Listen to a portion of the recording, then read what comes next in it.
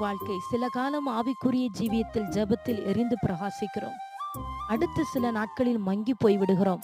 ஆனால் கர்த்தரோ நாம் எப்பொழுதும் எரிந்து பிரகாசிக்கிற விளக்காய் காணப்பட வேண்டும் என்று விரும்புகிறார். நாம் எப்பொழுதும் ஆவியிலே எழும்பி பிரகாசிக்க நம்முடைய வாழ்க்கை தினமும் பரிசுத்த ஆவி என்கிற எண்ணெயினாலே நிரப்பப்பட்டிருக்க வேண்டியது அவசியமா இருக்கிறது.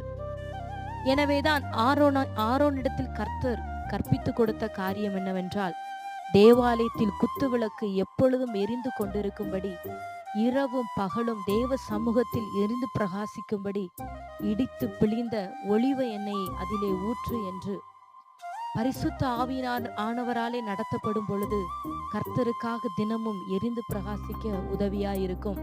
யோவான் ஸ்நானன் எரிந்து பிரகாசிக்கிற விளக்காய் இருந்தான்.